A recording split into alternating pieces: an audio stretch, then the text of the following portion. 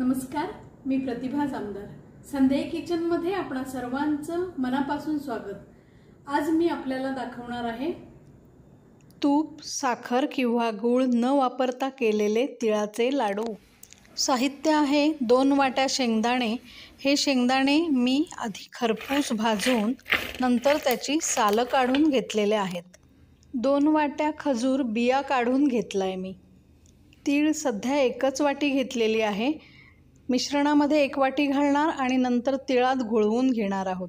वेलदोडा पूड, चॉकलेटचं कंपाऊंड आहे, dark chocolate, पिस्ते घेतलेत. आपण आपल्या आवडीप्रमाणे कोणतंही ड्रायफ्रूट घेतलं तरी चालू शकेल. प्रथम कोरड्या कढईमध्ये तीळ मंद गॅसवर भाजून घ्यायचे आहेत. 1-1.5-2 मिनिटातच तीळ तडतडू लागतील. त्यानंतर गॅस बंद करायचा आहे आणि तडतडणाऱ्या तिळांवर हलकेच झाकण ठेवून काही सेकंदातच ते काढून घेऊन तीळ पूर्णपणे थंड करून घ्यायचे आहेत.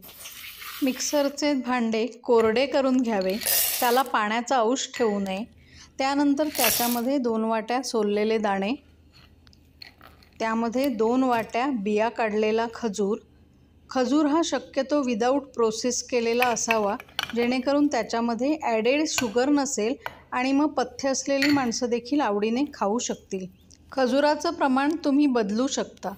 त्यामध्ये वेलदोडा पूड टाकायची आहे आणि भाजून ठेवलेले तीळ देखील थंड झाल्यावर घालायचे आहेत. आता हे मिश्रण मिक्सरला फिरवून एकजीव करून घेणार आहोत आपण. तुपाशिवाय हे मिश्रण एकजीव होतं आणि त्याला ऑइल देखील सुटतं.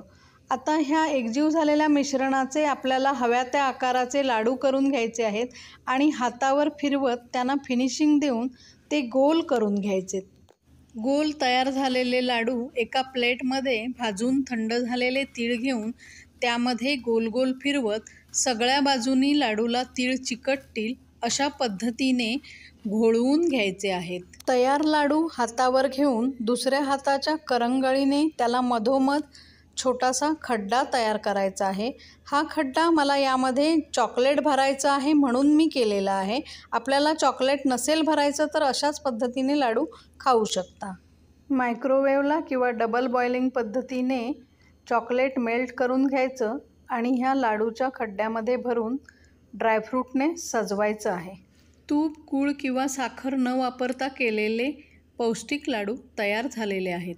खजूर आणि तीळ उष्णतावर्धक असल्याने थंडीच्या दिवसांमध्ये आवर्जून खाण्यासारखे हे लाडू आहेत आणि चॉकलेटमुळे मुलं देखील या लाडूंकडे आकर्षित होतात.